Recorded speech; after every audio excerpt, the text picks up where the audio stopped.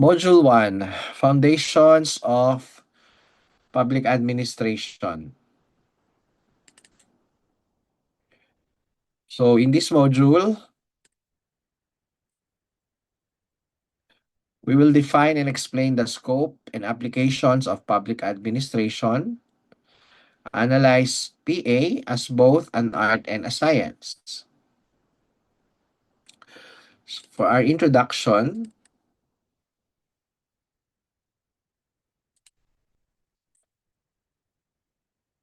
there's a saying that says public administration is the heartbeat of governance, the invisible hand that turns policies into realities, and the bridge between citizens and the state.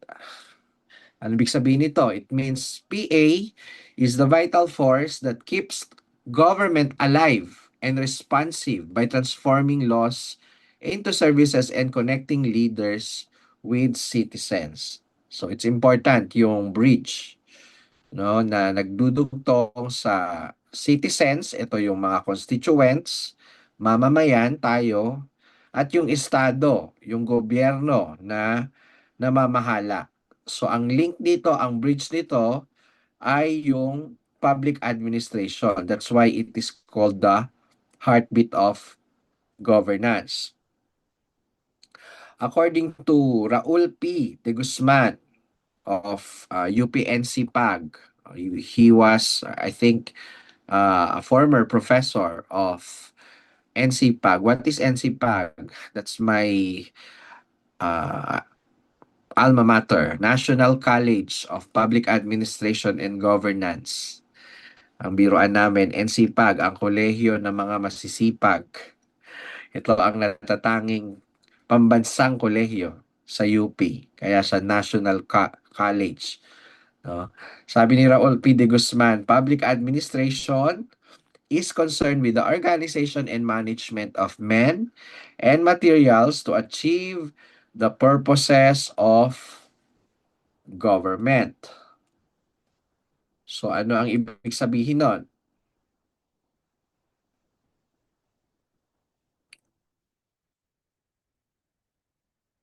This highlights PA's practical role in mobilizing resources and people to fulfill government objectives.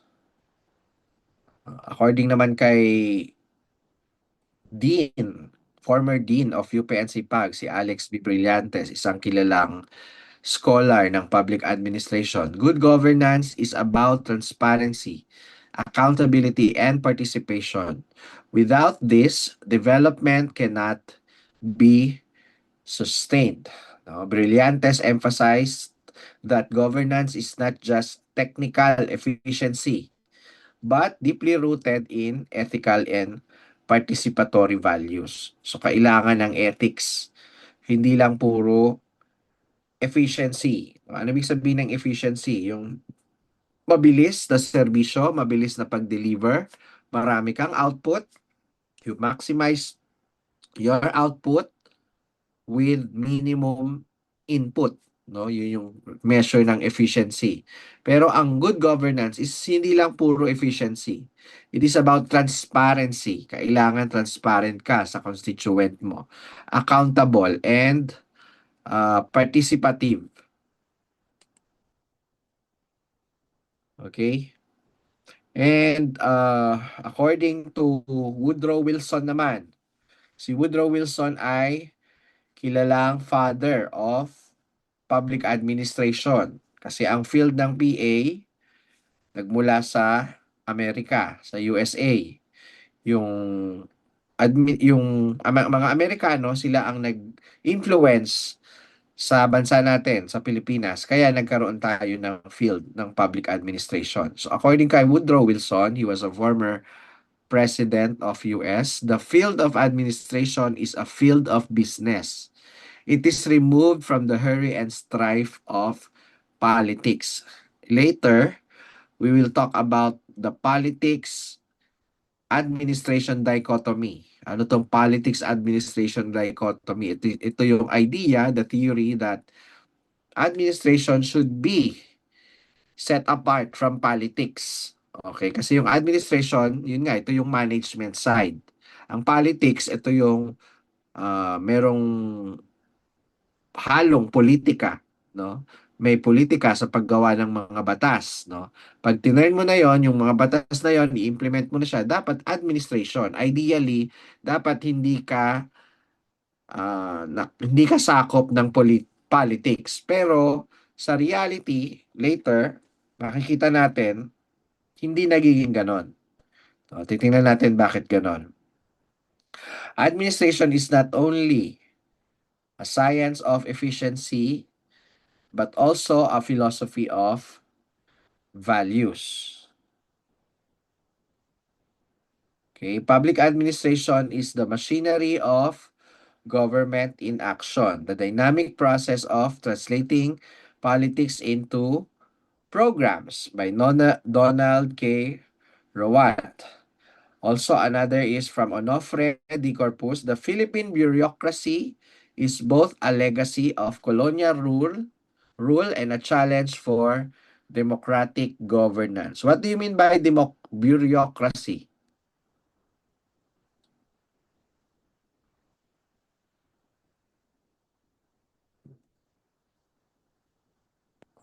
Bureaucracy. Narinig niyo na ba yung word na yan? Another term for bureaucracy is civil service.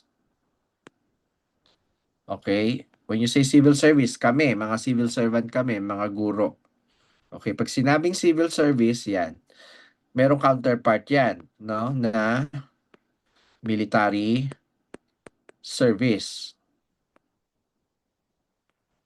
So, hiwalay ang military sa civilian.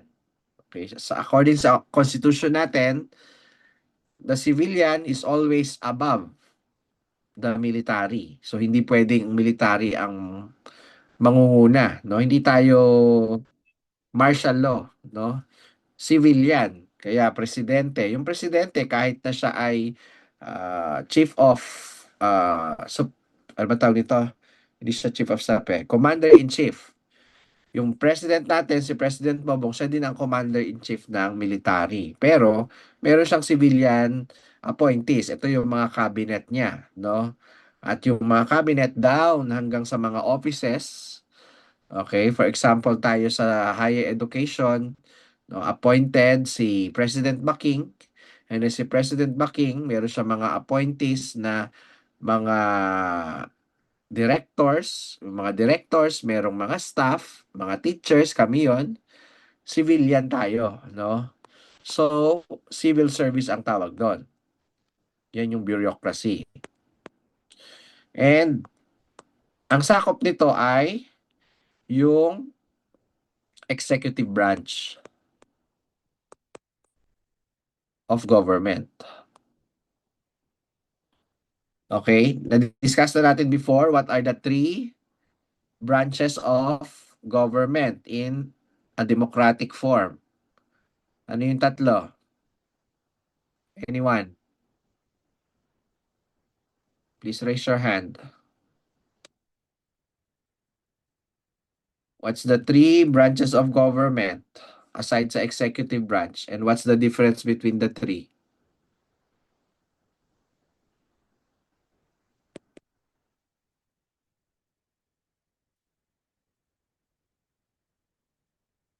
We have the una dapat ano pala? Unahin natin yung gumagawa.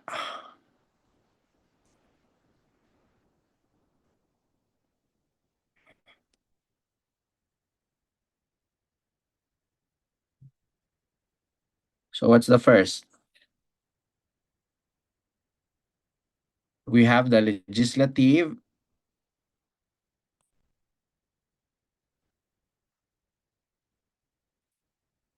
the judiciary,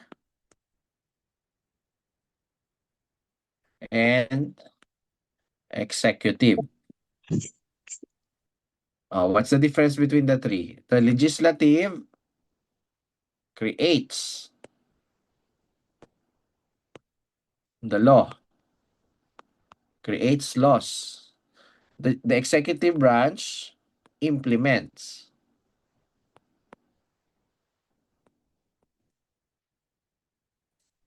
Ano ang role ng judiciary? Siya yung referee, no? The judiciary interprets law, interprets the laws. Okay. So, yan yung three branches ng isang democratic form of government. So, yung executive, ito yung civil service. Although yung military service, actually part pa rin siya ng executive. Pero, we're talking about the implementation of law, okay? Executive branch, yung civil service, at saka yung tinatawag nating bureaucracy. So, iisa lang yon. Maliwanag? Any question? Paki-thumbs up kung maliwanag. Thumbs up, thumbs up. Okay.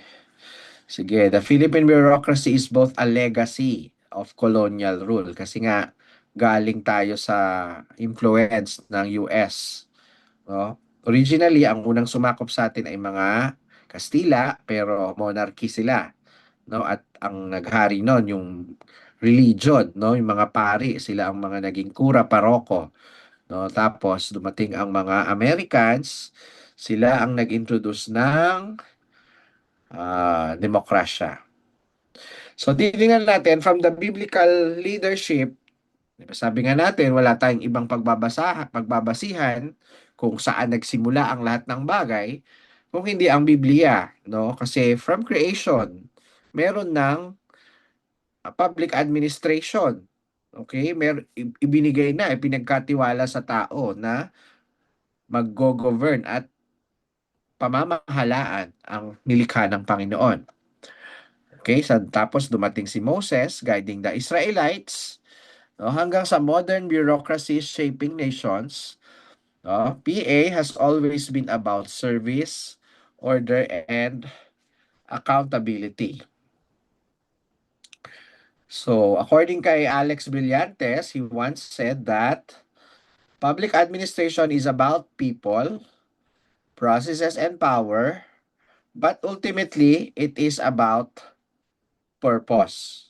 Tandaan natin yon, ha? Hindi, the power and the process is not the end in itself, but the real meaning of PA is the purpose of it, no? Itong sinabi natin, bakit may PA? It's always been about service, order, and accountability. Service sa mamamayan at order para mapanatiling maayos, hindi magulo ang pamahalaan, ang pamayanan at ang pamahalaan, and accountability. We are always accountable to a higher power, higher authority, no? So sa kahit sabihin man nating presidente ka ng Pilipinas, still you are accountable to a higher authority. The highest authority, the sovereign authority, no other than God himself, the creator, no? So kung walang concept ng God, walang concept ng good and evil, no? Puro evil lang tayo kasi ang gusto natin yung sariling pagpapasya, yung ating self-interest. Pag yun ang pinagana, hindi ka accountable sa higher authority, walang mangyayari. Magiging agawan lang talaga ng kapangyarihan at magiging magulo ang pamahalaan. Kaya nga ako talagang buo ang paniniwala ko na mayroong Diyos. At itong Diyos na to, siya yung may akda ng lahat ng bagay. Kasama ang good and evil. No, sabi nung iba, kung totoong may Diyos, bakit may evil? Bakit may sakit? May sakuna? Merong dilubyo? O, di ba? Bumabagyo. Nasaan ang Diyos? No, lahat ng yan malilinaw kapag ang lens mo ay tungkol sa kapangyarihan at ang glory ng Panginoon. Everything points to His glory. No? So, kailangan maging accountable tayo. So, what's the definition of public administration? PA is the study and practice of managing public affairs. So it is both an academic discipline and a professional field concerned with how governments and civil society organizations organize, implement, and evaluate policies. Okay, so para ito sa public good. Tandaan natin, the general good, general welfare of the public. So hindi lang sa study, tandaan natin, practice siya. So it's both theoretical and practical. No, hindi lang to katulad ng siyensya. Although ang siyensya, theory, mayaman sa theory. Ang application niya yung technology. No, kaya sa science and technology. Pero ito sa public administration, later makikita natin, it's both a science and an art. So, sabi ni Woodrow Wilson sa kanyang essay, the seminal essay of PA. When you say seminal, dito nagsimula ang lahat. Nung isinulat niya yung essay na The Study of Administration. Okay, you can research that on Google and I will require you to read it. Saan ba nagsimula ang lahat? Bakit kinraft? Bakit ginawa ni Woodrow Wilson na buo ang field ng public administration? Okay, according to him, sa kanyang essay, the field of administration is a field of business. When you say business here, hindi ito yung alam natin na private business na kailangan kumita ng pera. Ibig sabihin lang ng field of business, yun nga, kailangan alam mong i-manage ang resources. Kailangan alam mong i-manage ang pamayanan, ang society. It is removed from the hurry and strife of politics. Okay? There's a concept na ito ang naging foundation ng public administration, the concept of the politics and administration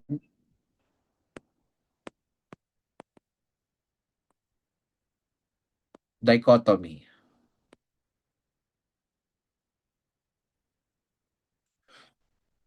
Ano ibig sabihin ng dichotomy? Originally, yung public administration, sabi natin, naging anak siya ng political science.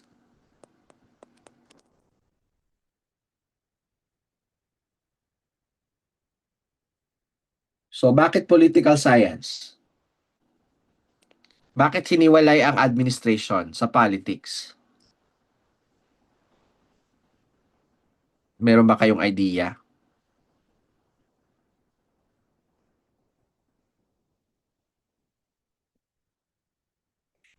Any idea?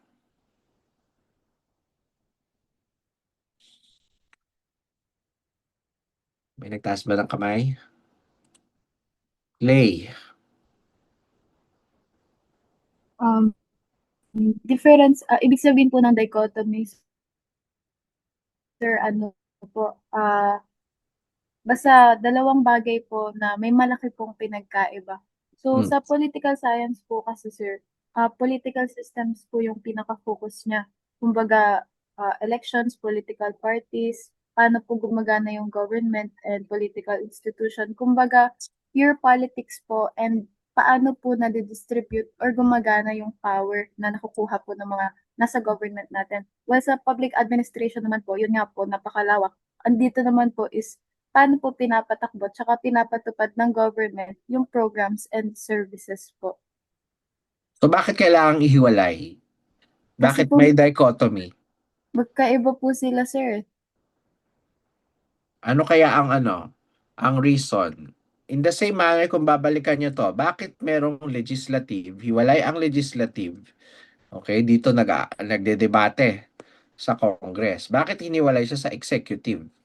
Bakit ang presidente, that's the CEO of the executive is the president, pero ang president hindi siya part doon sa legislative. Although, sa sistema natin, meron pa ring say ang presidente kasi siya yung final na pipirma kapag naipasa ang batas.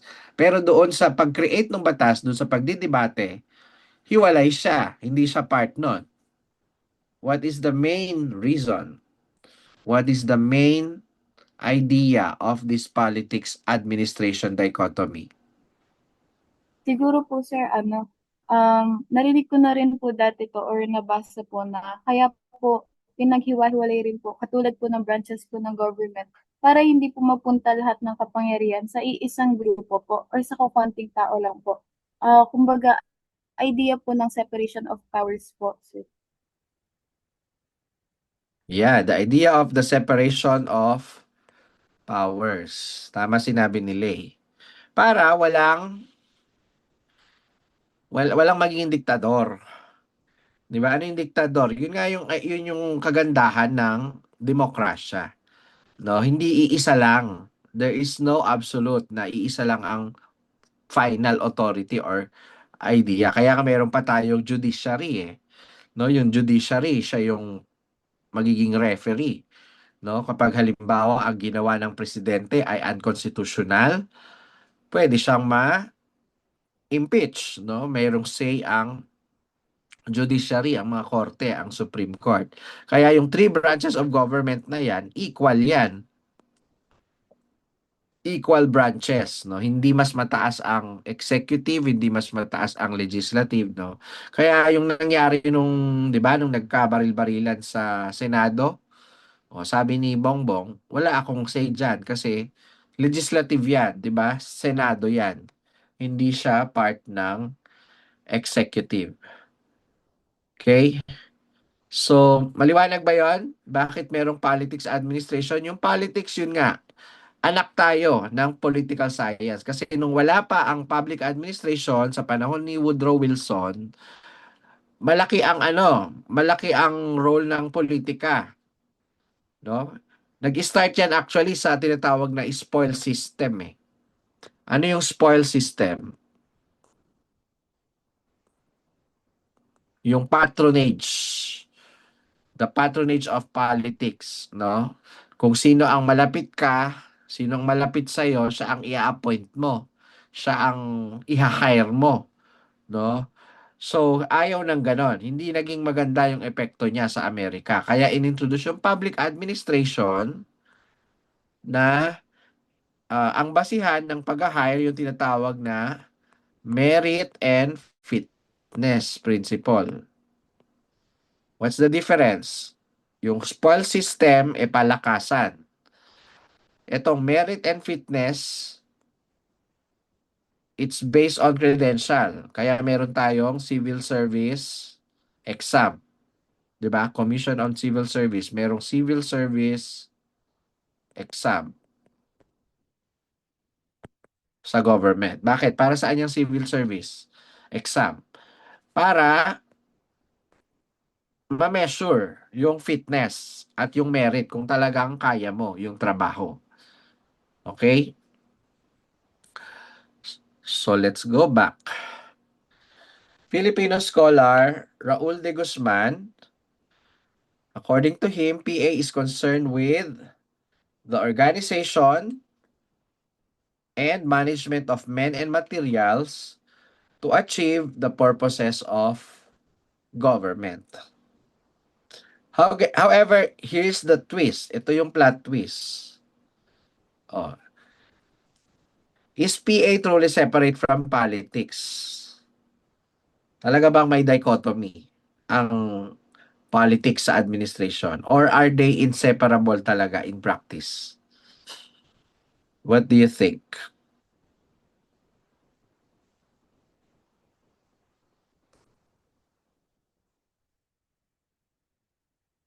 Anyone? Miss Rachel Ann Mondarte.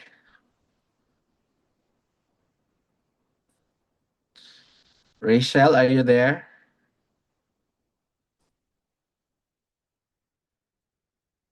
What can you say, Rachel?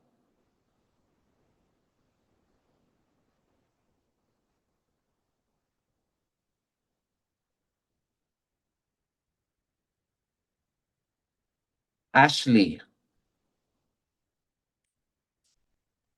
Si Ashley Nicole.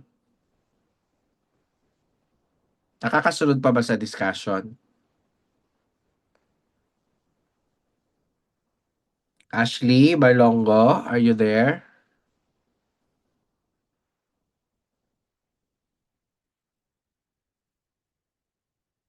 Uy, mag-react naman kayo. Nakikinig ba? O- Are you there, Ashley? Opo.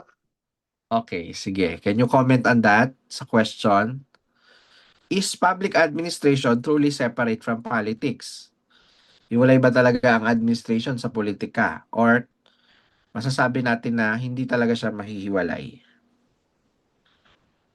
Para sa akin po yung public administration po tsaka politics, kailangan po na separate po sila in theory kasi yung mga administration po should be professional and neutral.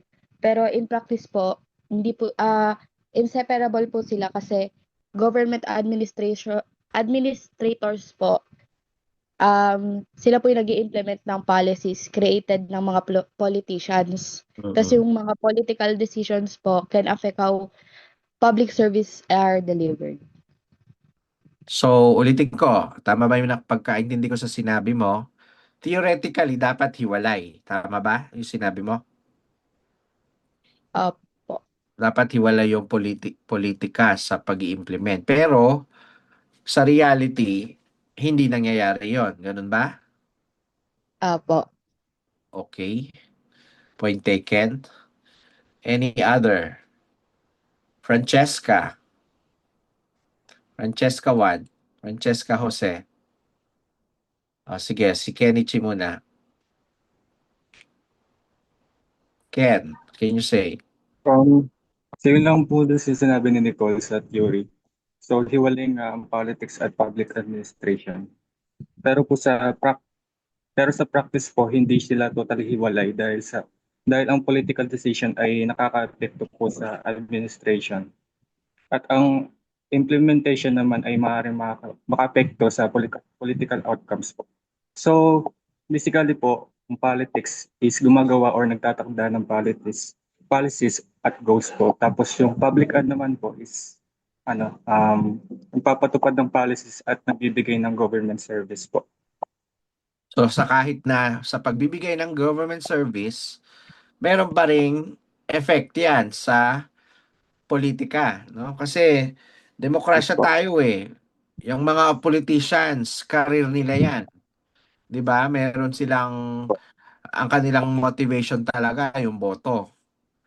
Okay? So Kaya merong po, politika. Oo. Tapos yung politika na yan, alliance sila. So for example, si Mayor Galang, alliance niya si GMA na isang congresswoman. Okay, kahit na sabihin mong implementation si Mayor Galang dahil ano siya, LGU mayor, local executive siya ng Florida Blanca. Yung mga ginagawa niya, kung paano niya implement yung batas, may effect yan sa boto, no? At dahil may mga alliances, okay, hindi natin mahihiwalay. Kahit na sabihin natin sa mga government agency na hindi elected. Okay. Kasi meron dalawa yan eh. Merong elected, tsaka meron yung appointed lang. Okay. Or career civil service na tinatawag. So for example, kami, yung mga guro, mga public school teacher, hindi kami elected. So kaya ang aming role, kailangan apolitical kami. Hindi kami hindi kami nag-i-endorso ng politician, hindi kami nagbabanggit na ito dapat iboto, hindi namin pwedeng impluwensyahan kayong mga estudyante namin. Apolitical, kaming mga hindi elected official, neutral ka dapat. Okay, so tama yung sinabi nila pareho. PA is truly separate in theory dapat. Kasi yun nga yung concept natin kanina ng politics administration dichotomy. Ang reason nun ay para walang magmamanipulate. walang iisang tao ang magiging diktador. Dapat accountable sa isa't isa yung branches of government. Pero sa realidad, yun nga, hindi mo maisi-separate siya totally. Okay, meron siyang distinction, hiwalay talaga siya. Pero yung totally, parang malabo. Hindi mo mahihiwalay talaga. Pero isa sa ano nakikita ko dito, ano, ako personal ko to ha. Kung aaralin mo ang constitution natin, one thing na pwedeng improve diyan actually ay para talagang ma-separate ano hiwalay mo yung paggawa ng batas. Okay? Dapat walang say ang presidente. Possible ba yon, guys? Kasi ngayon, ang sistema ay si president, siya ang final say na pipirma. Kapag hindi niya inaksyonan yon ng within 30 days, automatic pasado yung batas. Okay? So, ibig sabihin, meron pa rin siyang say. Pwede niyang i-veto rin. Ano yung veto? Pag binalik niya yung na-draft na batas, i-veto ko, o ito yung mga comments ko, ibalik ko sa Senate, ibalik ko sa House of Representatives. Pero, what do you think guys ang magiging senaryo kung halimbawa si President totally wala siyang say? Kumbaga, ang paggawa ng batas sa House of Representatives tsaka Senate lang. So, ang pipirma lang si House Speaker tsaka si Senate President sa final say. Hindi pipirma si President Bongbong. Possible kaya yon? Tapos isa pang senaryo, nakita kong pwedeng improve. Yung pag-appoint ng mga judges, ng mga justices sa Supreme Court. No? Kasi sa ngayon, ang nag-a-appoint ng justices sa Supreme Court ay president pa rin. No? Yung nag-a-appoint ng Chief of Chief Justice, yung pinakamataas na justice natin or hukom, si president pa rin. No? May mga nominees pero siya pa rin ang mag-a-appoint. So with that, parang we cannot say talaga na there's separation of power. Am I correct? What can you say? Dapat ba alisin talaga? Kasi kung iisipin mo, ideally, ang ano talaga natin, equal branches. Pero, the president is still yung pinaka hinahangad na posisyon. Kasi president siya. What can you say, guys? I'm not sure kung merong ganong bansa. Or sa US, hindi rin ako familiar sa system sa US. Hanggang saan ang role ng presidente sa legislative tsaka sa judiciary. But with that idea, what can you say?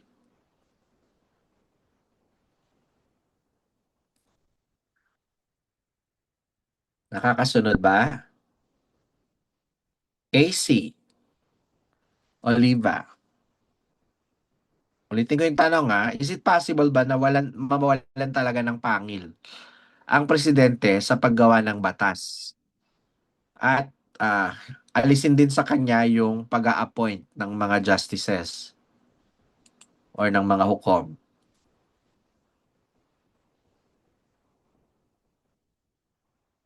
Ano kaya ang pwedeng maging implication nun? What can you say?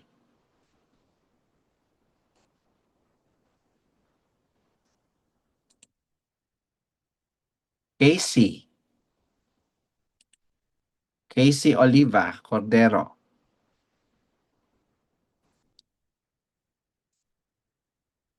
What can you say, Casey?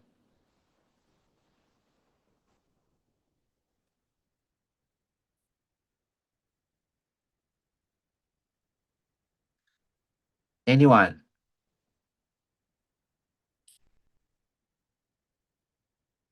Jennifer Llorente.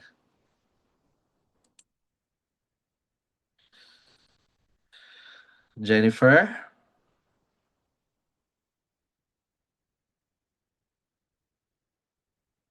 O, palitan ko muna yung tanong ko. Ang tanong ko muna nakakasunod ba sa discussion o hindi? Jennifer, nakakasunod ba?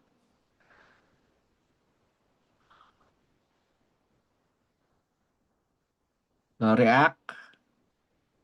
Kasi kung di kayo nakakasunod, wag na tayo mag-online class. Anyone? Anyone? Can you answer that? Nakakasunod ba kayo o hindi?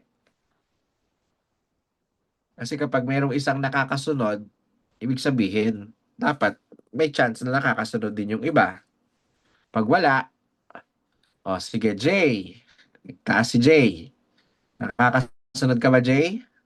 Are you Kinda, learning? sir. Ay, babae pala. Anong pangalan mo? Jadrian po, sir. Jedrian. O, si Opo. Jedrian. O, nakakasunod ka ba, Jay? Yes po, sir.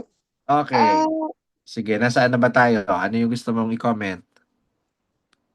yung about po dun sa if pwede po bang mawalan ng pangil ang pagiging knowledgeable ng presidente natin when it comes to implementing laws, sir. No, I yung get, paggawa. Paggawa. Paggawa, hindi yung pag-implement, ha? Yung sa sige po. paggawa. Oo. Kasi sa kasalukuyan, siya pa rin ang final say na mag-a-approve ng batas. So, kung aalisin sa kanya yung role na yon, possible ba? Paulit, sir. Wait lang po. Nag-ano po yung signal. Okay, ulitin ko ha.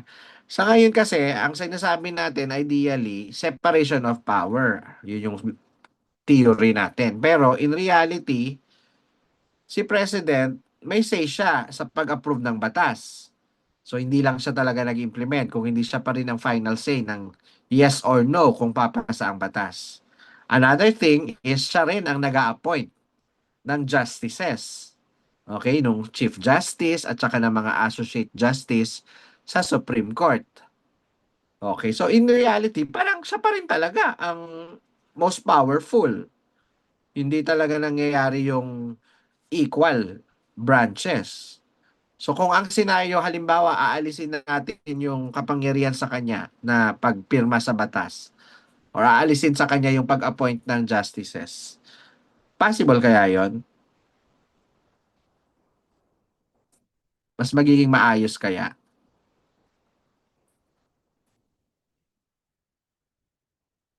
What can you say, Jay?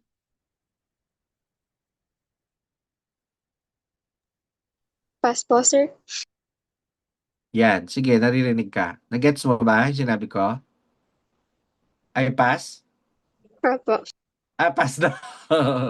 Pass daw. Pero nagets mo yung tanong. Yes, sir. Hindi ko lang po mabuo yung answer. Ay, hindi mo ba yung answer? O sige. Buuhin mo muna. Sino gusto na comment doon?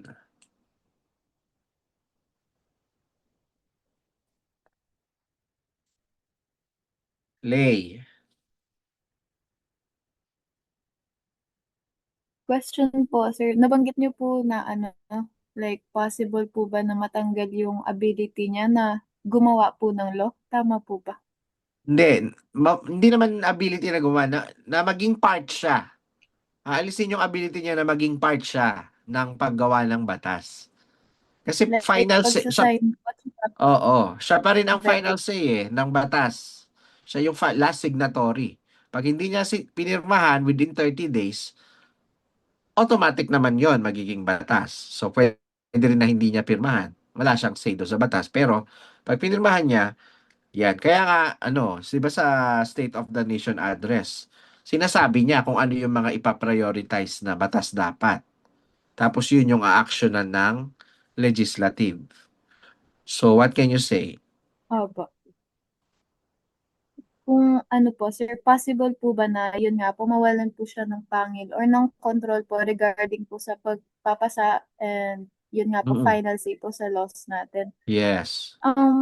Masasabi ko dito, sir, if I'm not mistaken po, yung power po ng isang president na mag-sign and mag-veto po sa laws po na ina-approve sa bansa is galing po sa constitution po. Yeah. And siguro po, possible po na mawalan po ng kontrol ang isang presidente sa mga batas na ipapatupad kung magbabago rin po yung constitution, sir. Kasi mukhang hindi po basta-basta mawawalan ng power yung president po. If not, dahil po sa constitution. Yeah, yun naman ang sinasabi sa Constitution talaga. At I don't agree do sa sinabi mong mawawalan na siya ng power sa pag-implement. Hindi. Ang aalisin lang natin yung kanyang sa legislative side.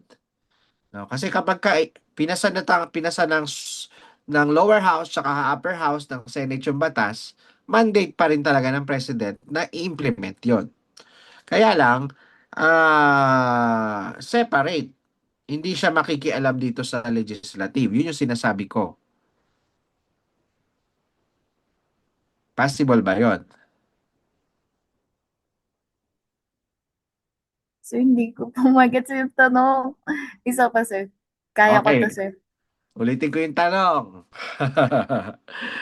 Simplehan natin. Ganito yung scenario kasi guys, sa present system natin. Tama si Lay. According sa Constitution, ang paggawa ng batas, dalawang level yan. May lower house, upper house. Ito yung legislative.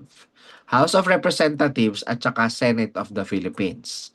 So bago maging batas, ang isang batas is act. Pag sinabing act from bill, pag naging act siya, ibig sabihin approve na siya. Okay? Kailangan pipirma si House Speaker at saka si Senate President. Dalawa. Pero after nilang pumirma yan, itatransmit yan sa Malacanang.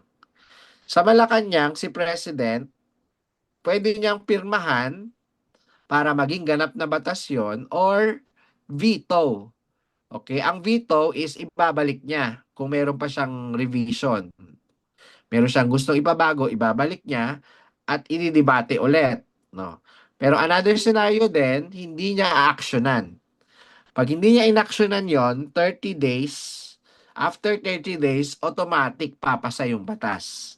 Kahit walang pirma si President. So ang tanong ko muna ngayon, possible ba or mas maganda kaya para maging separate ang politics sa administration ay mawalan ng say talaga si President sa paggawa ng batas or sa pag-approve ng batas. Kumbaga, kapag in-approve na ni lower house tsaka ni Senate President, approve na yung batas. Hindi na nila ipapadala sa Malacanang.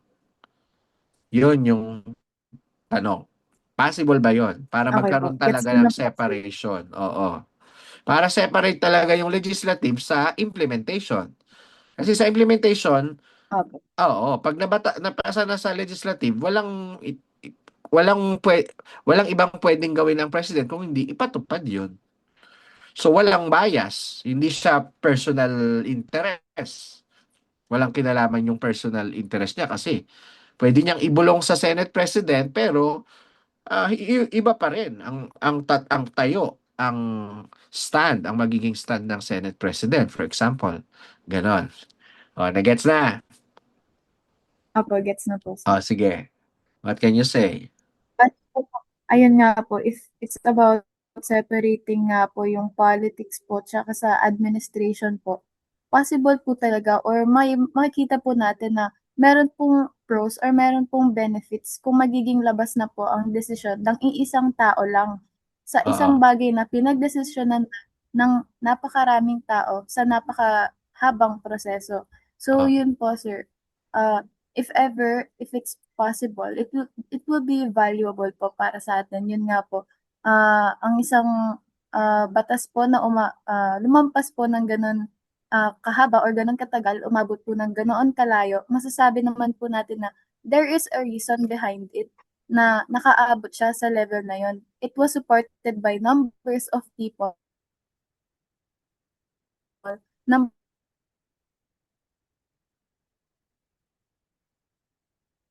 Hello, Lay? Na-disconnect si Lay.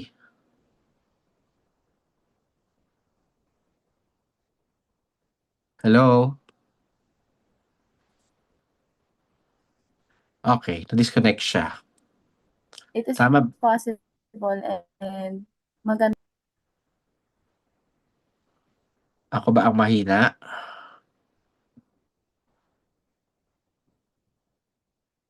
Hello, hello? Okay. Guys, naririnig Hello pa ba po. ako? Oo. Lay, nagcha-choppy ka eh. Medyo mahina ata. Okay. Naririnig ako. Pa-thumbs up naman kung okay ako. Sir, mahina po kasi internet eh. Sige. Yan. Narinig kita ngayon. Sige. Go ahead. Hanggang saan po ba hanggang saan po ba umabot, sir? Mula umpisa, na hindi ka clear nung umpisa. O sige po. So, yun nga po, if ever na, kung possible nga po ba na mahiwalay na ang, or wala na pong final say yung president natin regarding po sa mga law na ipapapasa po, I can say po na it would be valuable dahil nga po kung ang isang act or ang isang batas umabot ng ganun kalayo, nakalampas po sa lower house, umabot po sa upper house hanggang sa yun nga ipinapa-approve na po, masasabi natin na it is back po. It has been studied, it has been proven by numbers of people. And maganda nga po na hindi po mauuwi sa iisang tao yung decision po. Kasi napagdesisyonan na po siya or kumbaga napag-brainstorm, napag-isipan na po ng napakaraming ibang tao. Yun po. Okay. So ikaw, pabor ka doon sa aking idea na wag siyang kasama sa pipirma. Opo, sir. Pabor naman po. Okay. How about the others? Tama yung sinabi ni Lay. What can you say? Mga ganyan tanong, pang ano yan, pang final exam na tanong yan. Ganda, di ba? Ganda ng course natin, public ad. Ang Talagang final exam nga, sir, di namin masagot eh. mapapaisip kayo, di ba?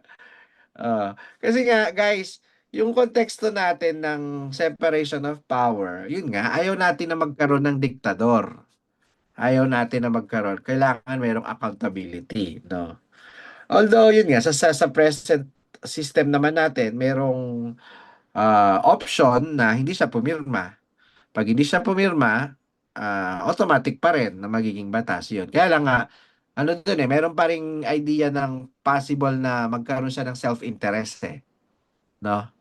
Kumbaga, kung hindi nakakabuti sa kanya, possible na hindi niya ipasa ang batas, no? Pero kapag nakakabuti sa kanyang political career, yun yung babanggitin niya sa State of the Nation, yun ang gagawin ng mga mambabatas.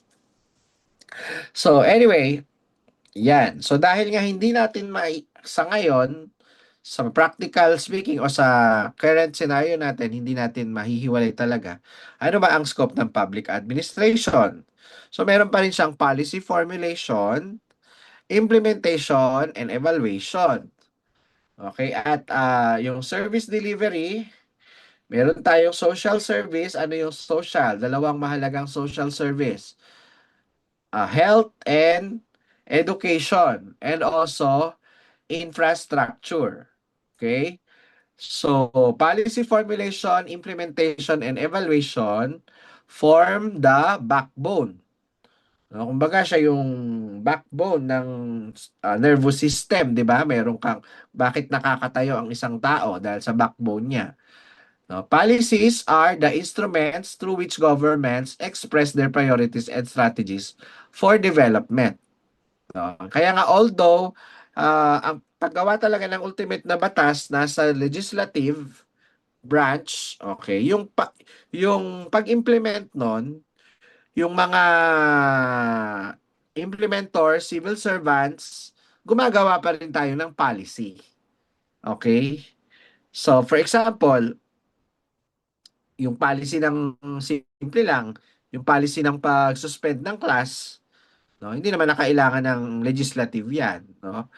Si mayor, kahit na executive branch si mayor, nag-ano pa rin siya, mayroon pa rin siyang policy formulation para yung general details ng pag-implement, mas siya ang nakakaalam nun, no? Pero dapat aligned siya doon sa higher laws hanggang sa Constitution, no? Yung Constitution, ito yung pinaka Biblia ng Republika ng Pilipinas. Okay, service delivery, it is the most visible aspect of public administration. Why? Citizens often judge government performance based on the quality of services they receive. No? So kung gusto mong manalo ka ulit sa botohan, galingan mo sa service delivery. Regulation and law enforcement. represent another crucial scope.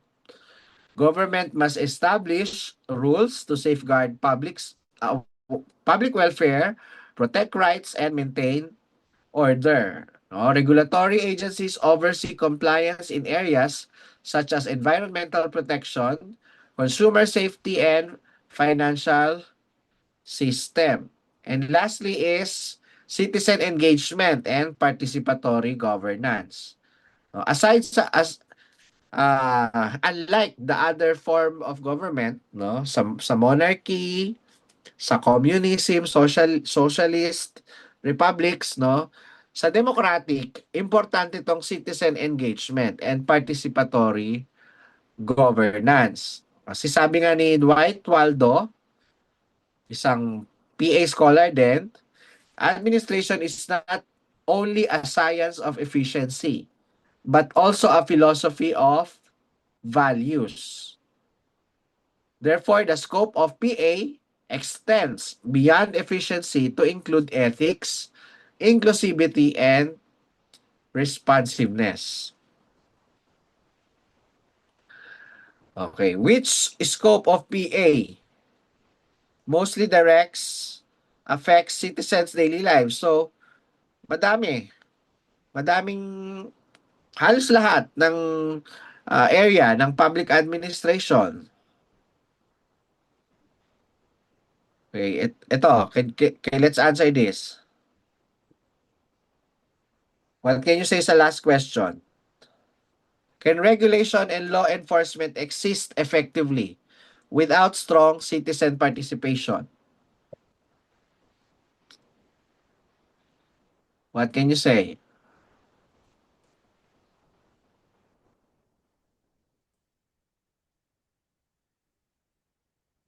Anyone?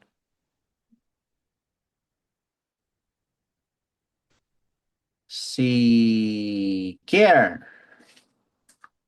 Palagay mo, pwede bang mag-exist ang regulation and law enforcement? Pwede ba siyang maging effective kung hindi magpa-participate ang citizen?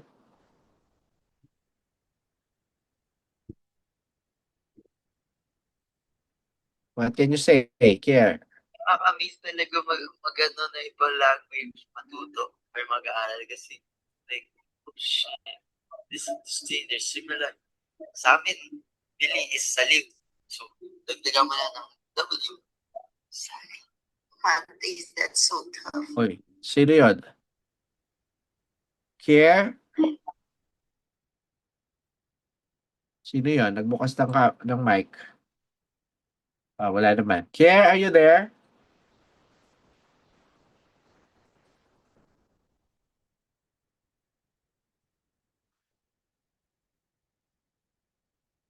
O anyone?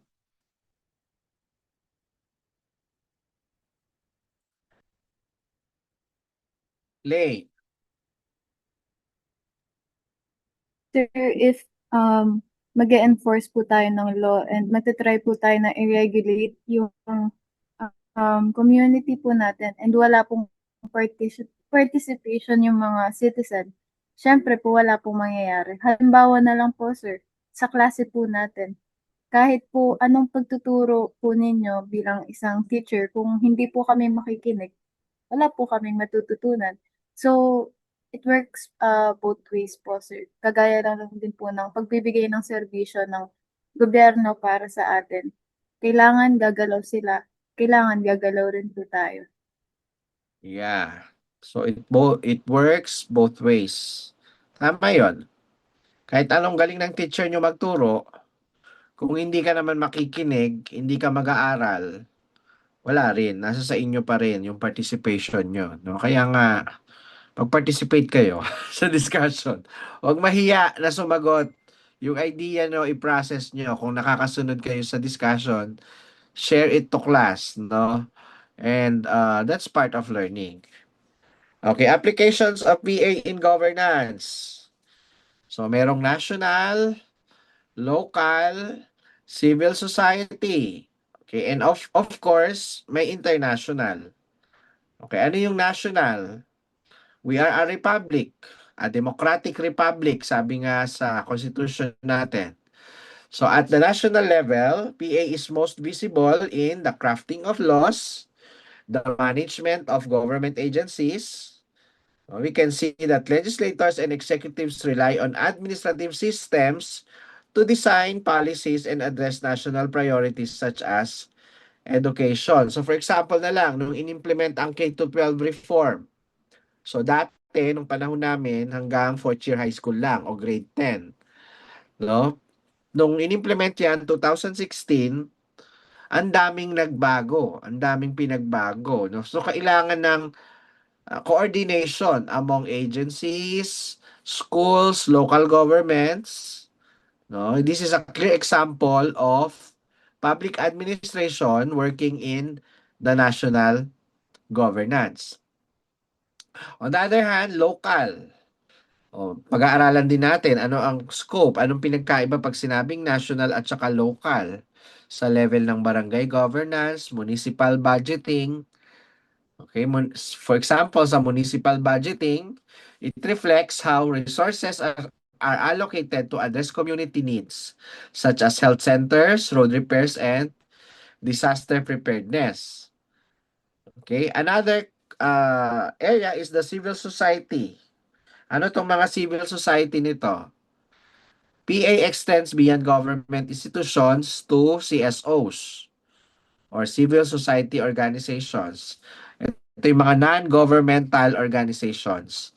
These groups adopt administrative practices to manage projects, mobilize communities, and advocate for reform. So for example niyan, yung mga advocacy groups working on environmental protection, human rights. Okay, human rights advocate, they use PA principles to organize campaigns, manage resources, and influence policy. So, sa idea natin, sinare ko na to, yung three fields or three sectors, main sectors. You have the government sector, the business sector, at saka yung civil society organizations. Ano yung mga civil society? Hindi sila government, hindi rin sila for business. Mga non-government, non-profit organizations na merong mga advocacy para sa ikaunlad ng bansa. Papasok din dyan yung mga religious sector or religious organizations. O, CSOs yan. Okay? Another is, yan, yung mga advocacy groups nga, sabi ko. Another is the international. So, tandaan natin, the Philippines is not a separate piece. No, but it is part of the bigger picture of the world scenario, the international scenario. Kasi connected pa rin tayo sa ibang bansa. Kaya nga merong United Nations, merong ASEAN, merong mga World Bank programs na bahagi pa rin ang Pilipinas.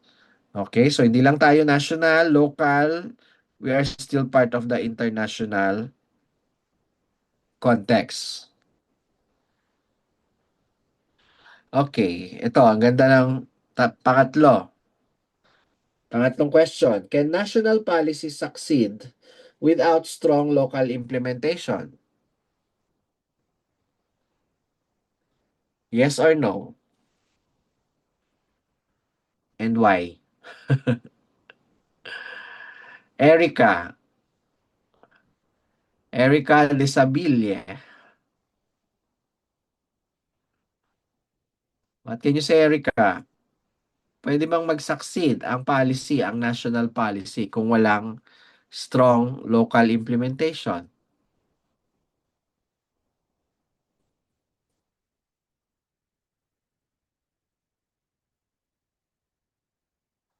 Wala? Tulog si Erica? Anyone?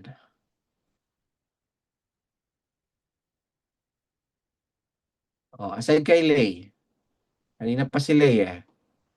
Si Jay, yung nag-pass kanina. Jedrian.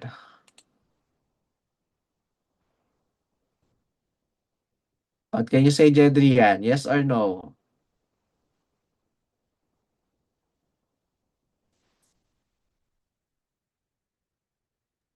No po, sir. Why? Um,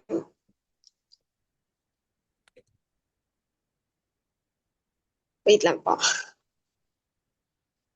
Sige. Bawal mag-pass. Kaya mo yan. Kasi, ano po, sir, ang national policy po, sila po yung nagsiset ng direction. Tapos, local implementation po delivers the result. Kumbaga, parang utak tsaka body po sila, utak tsaka katawan. And kung magaling po yung utak pero hindi gumagalaw ang katawan, wala din pong mangyayari. Yung ganun po. Wow, ganda nung sinabi niya. So, national yan yung nasa taas, utak. At siya yung magbabantay sa soberenya natin para hindi tayo atakihin ng mga dayuhan, no? At siya ang magsiset yung national level sa atin yung ano yung education. Yung education system natin hindi yan local level. National kasi meron tayong Department of Education, meron tayong CHED. No? Pero yung mga localized programs, okay? Paano nagko-collaborate ang local sa national? No? So for example, sa education, ang role ng local, ayun na nga, local ang sususpend pag walang pasok. Kasi mas alam nila yung on the ground. Alam nila yung nangyayari sa paligid ng local level. Although, ang national, yun nga, nagsiset ng direction para sama-sama ang pag-unlad. Kasi centralized yung ating taxation. Although meron pa ring mga local taxes, pero malaki ang ambag nung kinokolekta ng national tax natin. At yan ang binababa sa mga local. So tama si Jedrian, parang yung local, ito yung katawan, no, na gumagawa, kamay, paa, okay? So meron tayong dalawang what can you say, description ng PA. We say that public administration is both an art and a science. Ano ibig sabihin ng art? Sining. Okay, because uh, PA demonstrates leadership, persuasion, and vision. And sa leadership, sa persuasion, sa vision, kailangan alam mo yung art of it. The art of leadership, the art of persuasion, and the art of visioning. Okay, so we need creativity in solving social problems. Okay, ano ibig sabihin ng art? Pag sinabing art, it's the ability to see what is good, what is pleasing, what is in order. Okay, sino yung mga artistic sa inyo? Meron ba? Mahilig sa art, painting, music. Yeah, puro arts yan. Oh. Kailan mo masasabi na maganda? Oh, simplihan na lang natin. Pag nasa bahay, kailan mo masasabing cozy ang bahay mo? Artistic. Ha? 'Di ba? Masasabi mo 'yan kapag ka everything is in order. Pag naka-separate ang halimbawa, yung mga gamit mo nakaayos, naka 5S. Familiar ba kayo sa 5S?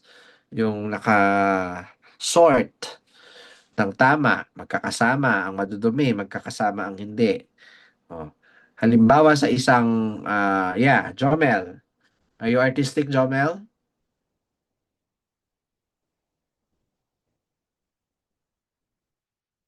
Nag-thumbs up si Jomel? Napindot lang po, sir. Napindot lang. Pero ikaw ba? Artistic ka?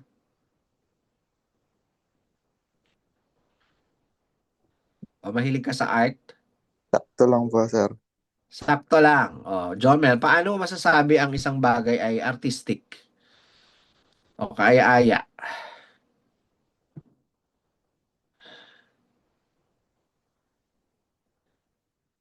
Pag maganda po yung pagkaka-design. Pag maganda, o paano nga masasabi mo maganda? Yun nga, kapag ito ay in order. No? Nagsimula pa rin yan kay God eh. Sabi nga sa creation eh. No? He saw everything and everything was good, sabi niya. Everything was in order. Art. Kaya nga artistic, tinan nyo yung langit. Sino ba ang creator na makakaisip ng ganyang kagandang art? Yung mga bundok. Pag tinignan mo yung bundok, it's very artistic, no?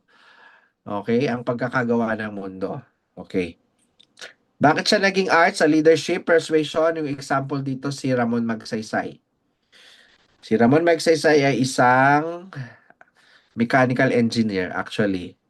No, pero siya ay naging presidente. Siya ay taga Castillejos, Zambales. Sino sa inyo nakapunta na sa Castillejos? Makikita niyo yung bahay ni Magsaysay pag dumaan kayo doon. Tourist spot siya. No, pero si Ramon Magsaysay, kahit na naging presidente, hindi niya natapos yung term niya kasi namatay siya. No, bumagsak yung eroplanong sinasakyan niya sa Cebu, I think. No, pero dahil siya ay magaling na leader, people-centered governance ang pinakita niya. Okay, at mahal na mahal niya mga tao kasi siya ay makamasa. Kaya siya tinawag na the champion of the common man. So his leadership style showed that governance is not only technical competence. So hindi lang siya tungkol sa efficiency, na dapat magawa ang maisa tupad ang batas. Kung hindi, he showed the true meaning of building trust and legitimacy through personal connection. Okay. His people-centered approach remains a model of how PA as an art can strengthen democracy and foster citizen confidence in governance. Tulad ng sinabi ni Dwight Waldo. Sabi ni Dwight Waldo, administration is not only a science of efficiency, but also a philosophy of values. Okay? On the other hand, bakit naman tinawag na public administration is also a science? Kaya napansin nyo yung course natin, yung course ninyo. Hindi kayo arts, hindi rin kayo science. Tama ba? There was a time na ang tawag sa course ng PA is BA. BAPA. Bachelor of Arts in Public Ad. Pero bakit tinanggal yung A? Hindi rin siya BS. No? Kasi ako, engineer ako. So, BS ako. BSIE. Bachelor of Science. Kasi yung industrial engineering is more on science. No? Although may art pa rin siya. No? Pero yung public administration, it's both an art and a science. No, why? Ano ba yung science? When you say science,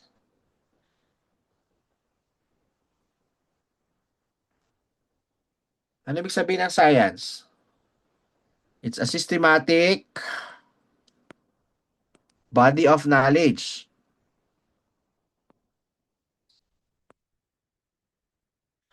Okay, saan nang galing yan? From the scientific method. What is the scientific method? Naalala pa? Di ba? Nag-start ang scientific method from defining your problem or the theme of your study. No, you define your problem. After defining problem, you make a hypothesis. What is a hypothesis? An educated guess. Okay? After making a hypothesis, you gather data. Okay, kasi gusto natin, science dapat ay evidence-based. Okay? After gathering data, you interpret the data and you make conclusion. So doon nabubuo ang knowledge.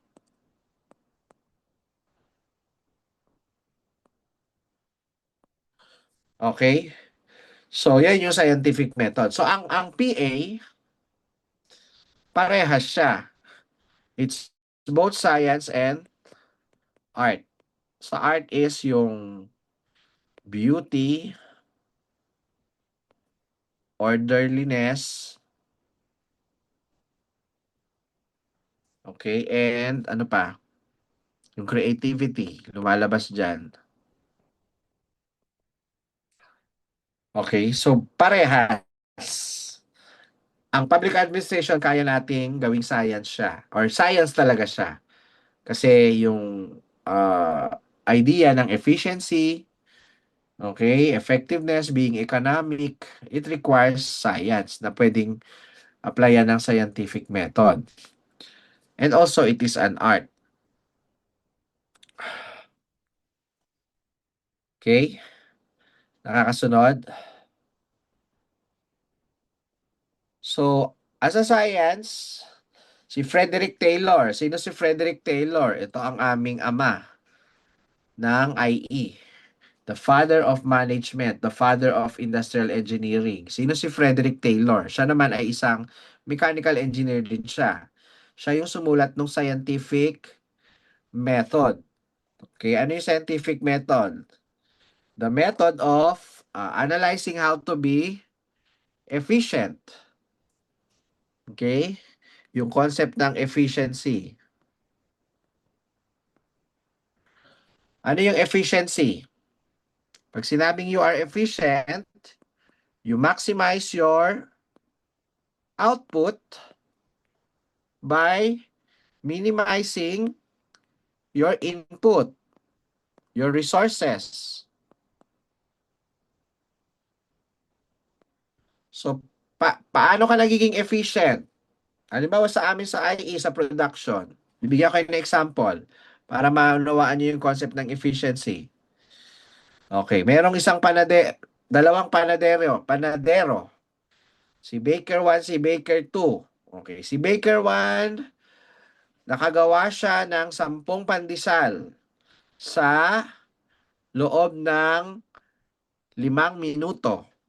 Okay. Si Baker 2, nakagawa siya ng 15 na pandesal sa loob din ng 5 minuto. Sino ang mas efficient sa dalawa? Baker 1 o si Baker 2? Paki-chat sa chat box.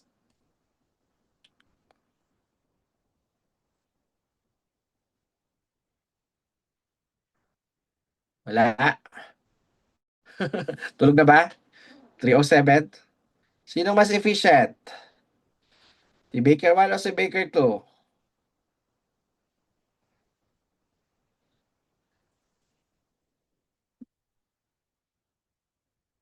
Wala. Yan ang hirap pag online class eh. Di mo alam kung meron ka pang kausap eh. Of course, si Baker 1. Mas marami yung naging output niya. Yung input nila parehas lang na 5 minutes. No? Pero baliktarin natin. Si Baker 1, nakagawa siya ng 15 na pandesal sa loob ng 3 minutes. Si Baker 2, nakagawa ng 15 na pandesal sa loob ng 5 minutes. Sino ang mas efficient? Si Baker 1 o si Baker 2?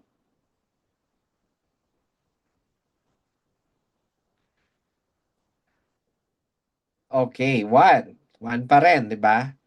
So, clear ba yung concept ng efficiency? Etong scientific management ang tawag dyan.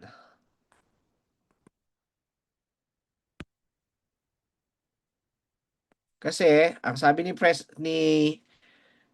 Frederick Taylor, you can measure it. Okay, you can measure management.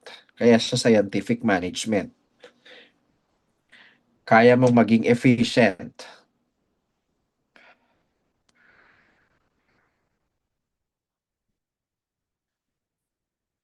Okay.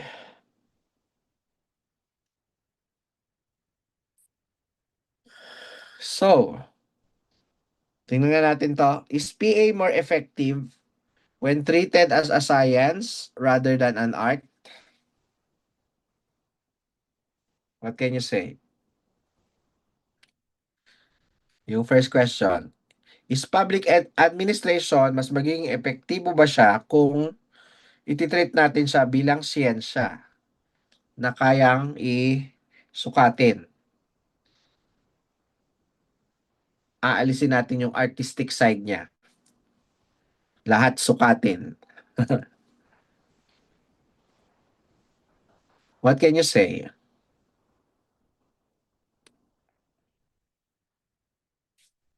Nicole. Nicole Rabago.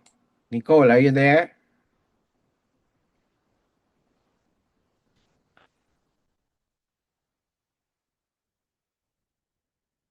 Wala si Nicole?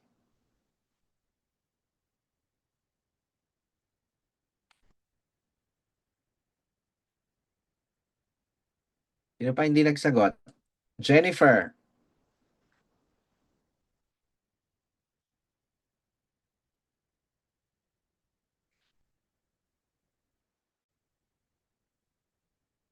Jennifer. Sir, pwede po pa ulit ng question? Nandyan sa screen. Yung una. Ay. Is PA For more me po, effective when treated as a science rather than an art? for me po, mas po siya, mas effective po siya pag parehas po sila. Why?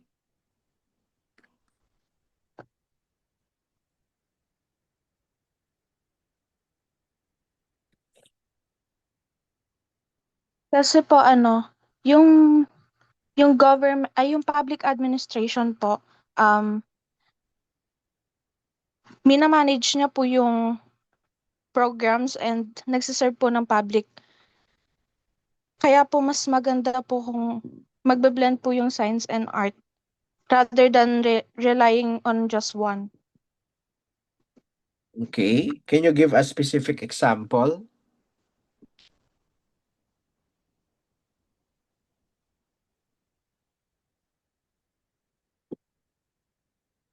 Ano po? Um,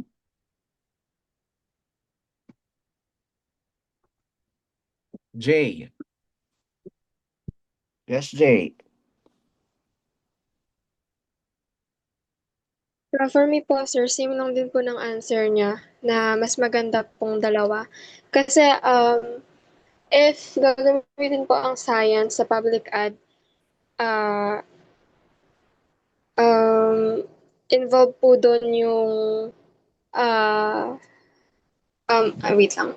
Yung paggamit po ng research. Okay. And then also yung pag-performance po nila sa science po kasi 'di ba may mga measurements po doon. And then if PA din po and as combining with art, it involves communication and then also creativity. So pag pinagsama po yung dalawa in public administration po, magiging maganda po siya kasi ang part po ng science para is magkaroon po ng tamang plano at system, and then yung part naman po ng art is ipatupad yung plano ng meron pong dedication and tamang motive, and yung common sense po is still on the ground po. Yun lang po. Yeah, tama.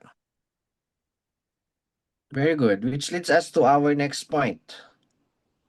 We have to balance art and science, no? Kasi hindi naman lahat kailangan sukatin. Halimbawa, yung leadership, yung persuasion. How do you persuade? Art yan eh.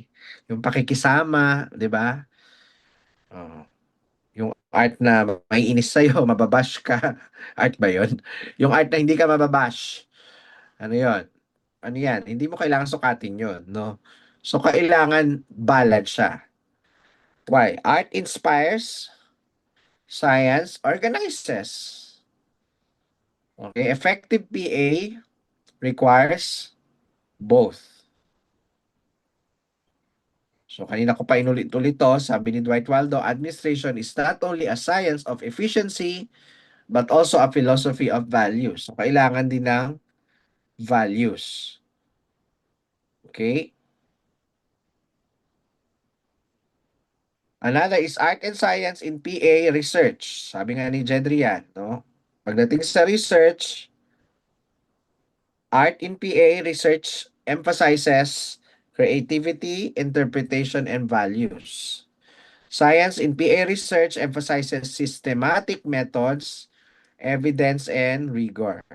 So if you integrate, the integration of art and science enriches both theory and practice. So tandaan natin dyan, PA is both theory and practice. It is both theoretical and practical. That's why PA research must balance efficiency with ethics, data with human experience.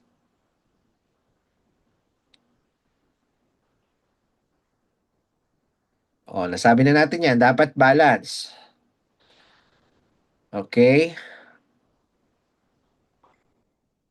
O, tingnan nyo nga to. Yung last question. Can values such as integrity and trust be measured scientifically or must they be understood through artistic interpretation? What can you say? Third question.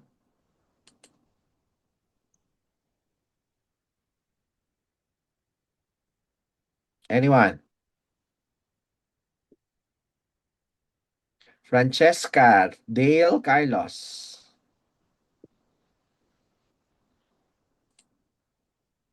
Francesca, what can you say?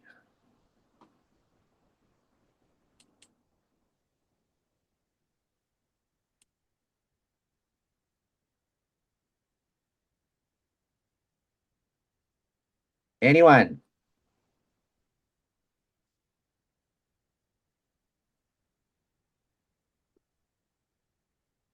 May nag-chat. Sino yung nag-chat? Ayaw ma-open ang mic. Oh, anyone?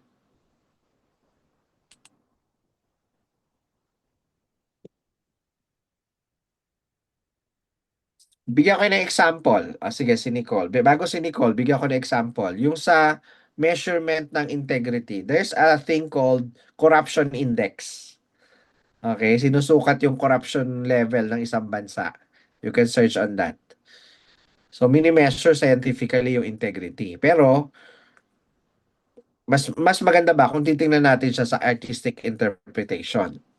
Nicole. Yes, Nicole.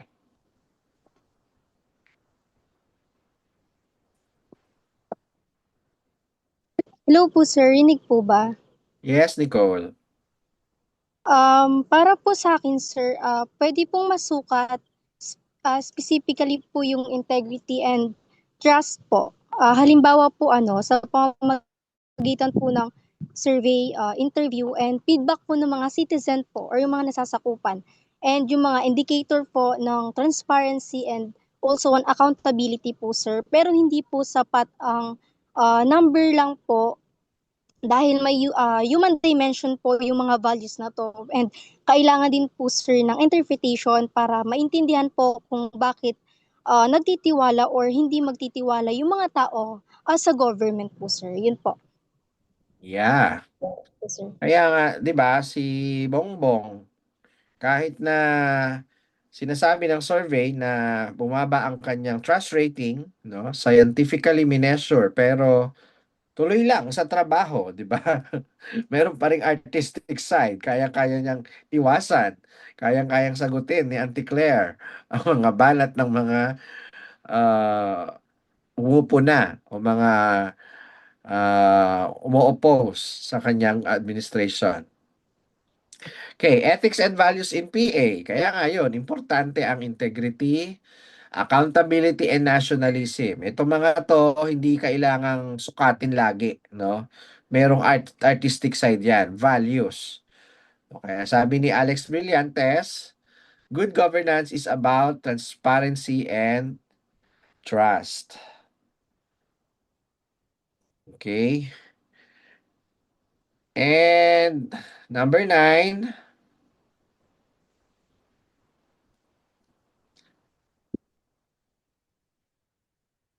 Challenges in modern public administration. Ano yung mga challenges? Unang-una, corruption, inefficiency, lack of citizen trust. So, papasok dyan yun nga, yung ethics and values. Kaya nga ako bilang isang advocate ng public administration, I advocate good governance. Kaya ang gusto nating i-share sa inyo na hindi lang theory. I am an advocate of LIFE. Ano yung LIFE? Leadership, no, hindi lang leadership, kung hindi servant leadership. No, leadership, integrity, faith or faithfulness and excellence. Okay, kailangan ma-embody ito ng mga next generation of leaders. Who are you? Kayo 'yon. No, kailangan hindi lang dito sa isip, kundi sa puso na i-embody mo yung mga values na to. Kasi doon lang, yun lang talaga ang way para ma-eradicate ang corruption. Kailangan magkaroon ng takot sa Diyos ang mga leaders at ang mga mamamayan.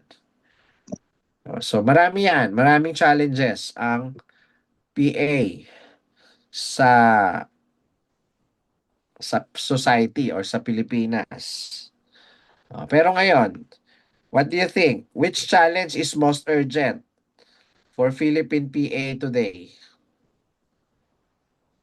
Yun ba ay inefficiency or corruption or lack of citizen participation, lack of budget?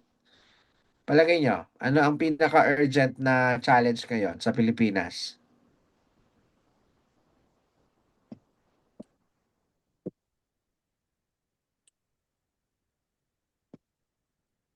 Oh, Leilani.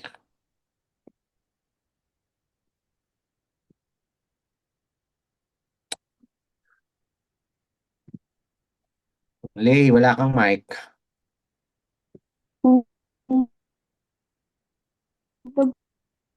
Pag-uusapan po natin. Hello po. Yan. Sige. Hello, sir. Rinig na po. Yes. Yes. Sige po. I'd argue po na yung pinaka-urgent po na challenge right now sa Pilipinas po is yung corruption. And it's especially po yung weak accountability po sa government po natin. Hindi lang po siya nagiging magulo tignan para sa sarili nating bansa tsaka para po sa mga ibang bansa. Pero directly po nitong naapektuhan yung funds po natin and yung quality po ng services na nakukuha po ng mga Pilipino dahil unang-una nga po sa lahat, kung wala pong accountability, wala pong mananagot. Kung wala pong nahuhuli, wala pong nakukulong, wala pong nagbabago. So I think yun po yung pinaka-urgent na dapat ma-actionan po natin and magawan po ng pagbabago, sir. Yeah. Look at the flood control scandal, no? Ganun pala kalaki. Sobrang laki pala, no? Kung totoo man, no? Hanggang ngayon, investigation pa rin, pero may mga nakulong na. Ang laki ng pera na hindi nagagamit sa tamang flood control, no? Kaya ngayon, baha dito, kaliwat kanan pa rin ang baha. Ay, hindi naaayos kasi ibinulsa. Oh.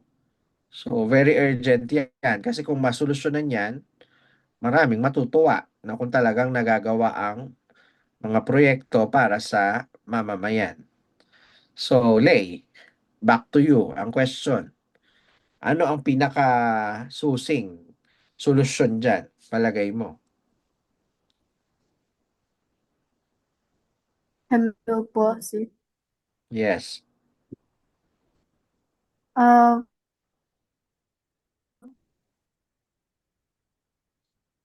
Paano yan masusolusyonan? My Medyo choppy ka. opinion po, sir. Ang solusyon po, dapat manggaling sa gobyerno po tayo. Dapat po nakikialam po tayo. Hello po. Yan.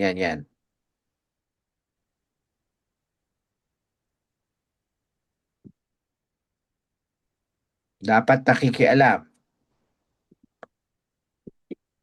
Hello, sir. Rinig na po ba? Medyo choppy. Choppy lang.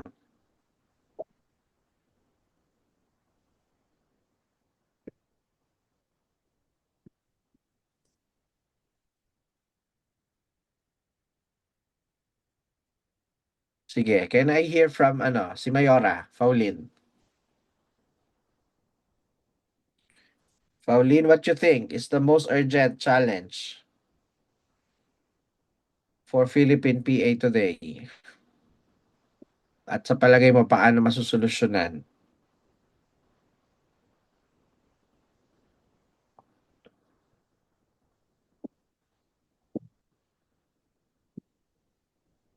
Mayora?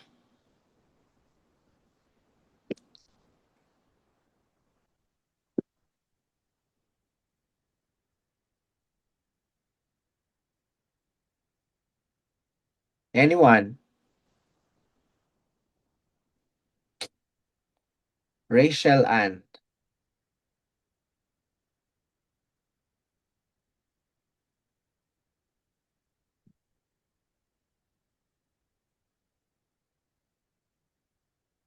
Wala. Rachel, can you open your mic? Yun. Wala po akong Nakakasunod ka ba sa discussion? nakikinig naman po. So ano ang iyong natutunan? Can you comment on the first question? Palagay mo, ano ang pinaka-urgent na challenge sa Philippine PA ngayon?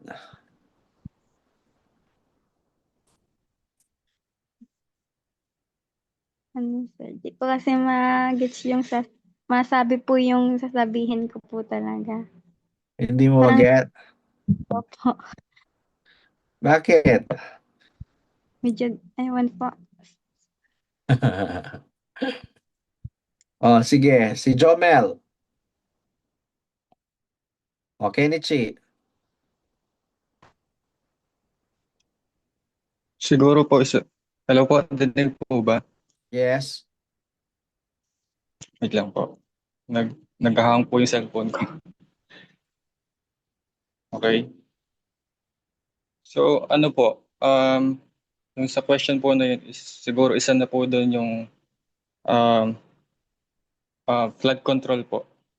Example na po dito sa Bacolor, yung sa Barangay Tinahero. So since 2014 pa na bumabaha dito is hindi pa rin nagkakaroon ng solution about dun sa flood. And ang dami pa rin, hanggang ngayon meron pa rin mga taong naka-evacuate at hindi pa rin umuhupa yung baha dun sa Tinahero. So, ang siguro magiging solusyon is mag-prepare kasi yun yung pinaka-importante kapag may dumarating na sakuna o bagyo. And yun nga, kailangan din na maging accountable ng mga na kailangan din maging accountable ng mga humahawak sa sa budget at the same time yung paano nila ang tawag dito. Yun nga, kailangan nila maging accountable na dapat malabot ang public officials sa kanilang decision at paggamit ng public money po. Kasi grabe na po yung nangyayari ngayon ano sa flood control nga, malaki pong pera ang nawala. And siguro po isa din po yung magkaroon ng strict enforcement of law na dapat may mabilis na at patas na punishment sa mga corrupt officials po. Okay. Tama. Nag-chat si Lay. Dapat po nakikialam tayo at gamitin po natin yung boses natin as one. As Filipino people kasi we have the power to make a change as long as may paggalaw at hindi lang salita. Kung sa gobyerno naman po sir, isang solusyon po na possible is paigtingin at pahigpitin yung justice system natin sir at mapalitan po yung mga anay sa elected officials natin na ginagamit yung power nila to block the justice our country deserves. Sige, si Cheska, nagtataas ng kamay kanina. Cheska, Jose? Yes, Cheska. So, ayun nga po, para sa akin naman po is yung pinaka-urgent na challenge po ng public administration ngayon is yung corruption po, pati po yung kawalan ng accountability. Kasi kahit gaano po kaganda yung programs ng government, kung hindi po maayos yung paggamit ng budget, hindi rin po makikinabang ng maayos yung mga tao. Kaya siguro po mas magandang solusyon po dito is dapat po mas maging transparent ang government at mas pakinggan din po yung boses at concerns ng mga Pilipino kasi sila po yung direktang nakakaranas kung effective po ba talaga yung mga serbisyo ng gobyerno. Yun lang po. Thank you po. Yeah, tama. Thank you, Cheska. Yeah, and also importante nga, sabi ko nga, ibalik natin yung values, yung moral values, at saka yung faith in action.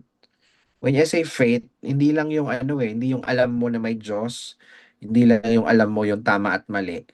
Kung hindi, kung ano yung alam mo, kung ano yung sinasampalatayanan mo, dapat makita sa pamamaraan ng pamumuhay mo.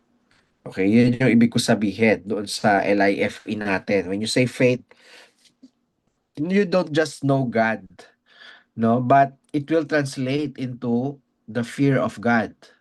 Ano yung fear of the Lord? Sabi ng Proverbs, the fear of the Lord is the beginning of wisdom. Bakit? Pag sinabing takot sa Panginoon, hindi yung literal na takot kang humarap. Kung hindi, takot kang gumawa ng mali.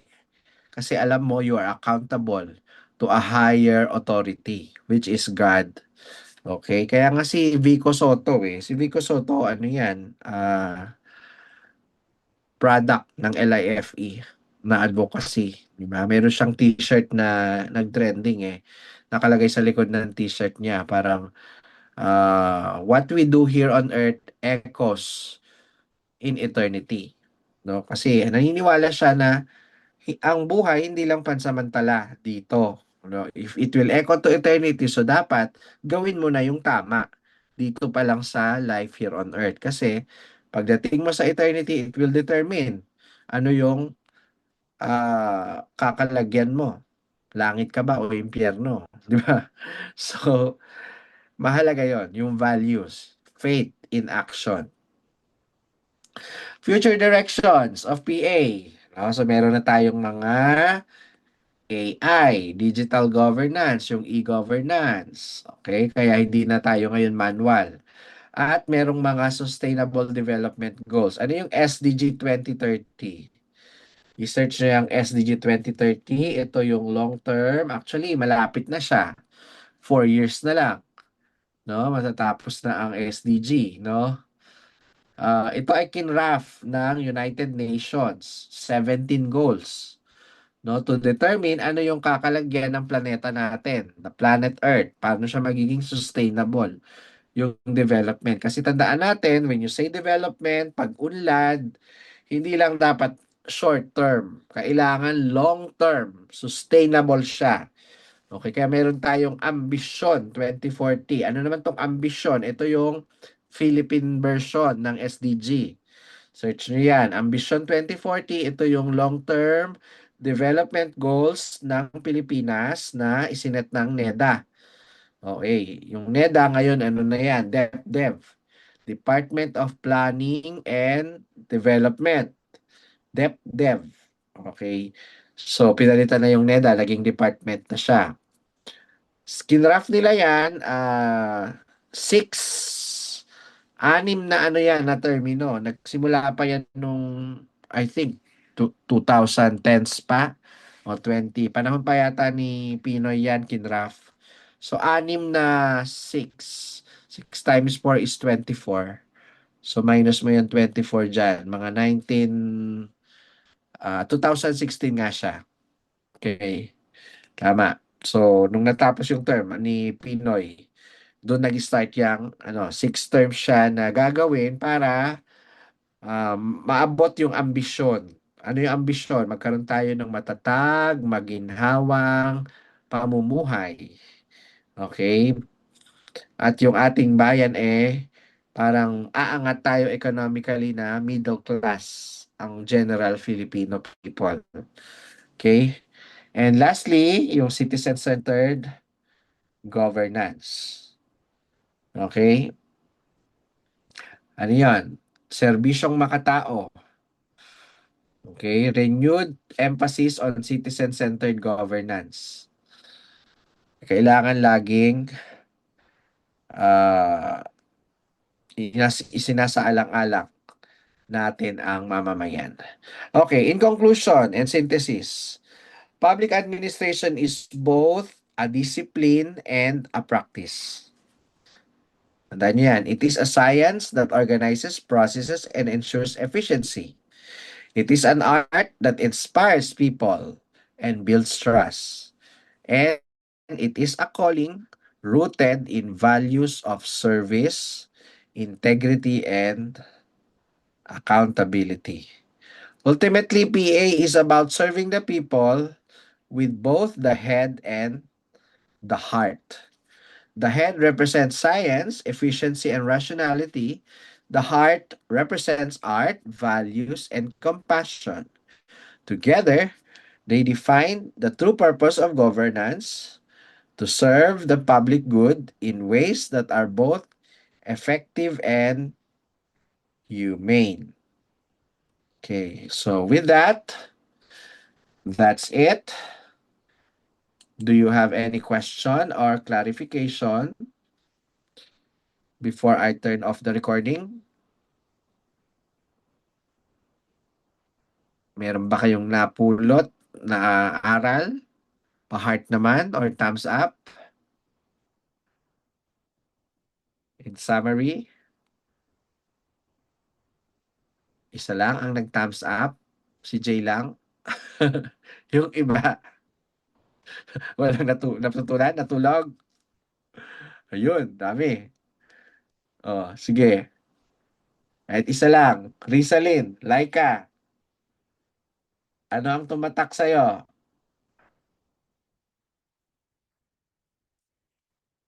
Sa discussion natin ngayon, Rizalyn.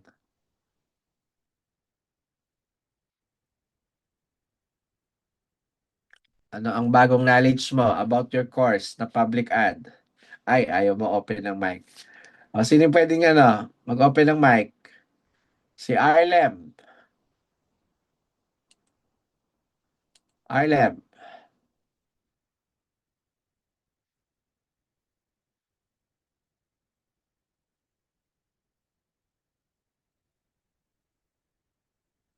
Anyone?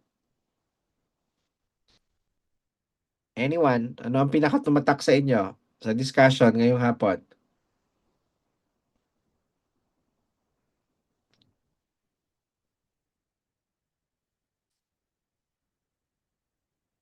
Magre-react yata ako ng sad face kasi walang natutunan ata. Wala kayong napulot? Wala kayong isasagot sa exam?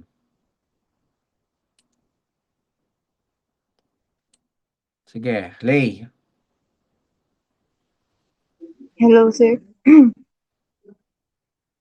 Sige. Feeling ko choppy na naman to, sir. Hindi, Ano okay po, lang. pinakatumatak po sa akin is meron po palang art sa public administration. Kasi I can't lie po, magmula po noon naman ay nakatatak po sa akin na puro po intellect, puro po science. Kung ano po ang facts, kung ano po ang nakasulat, kung anong evidence. Magmula po noon, akala ko doon lang po tayo iikot. And ngayon ko lang po na pansin na, ayun nga, dapat po i-combine arts with public administration. Nice. Thank you, Lay. Okay, sige. Kung wala na gusto mag-recite, sige, di natin papahabain. Let me end the recording. Thank you very much. Pero, don't leave kapag pinatay ko na.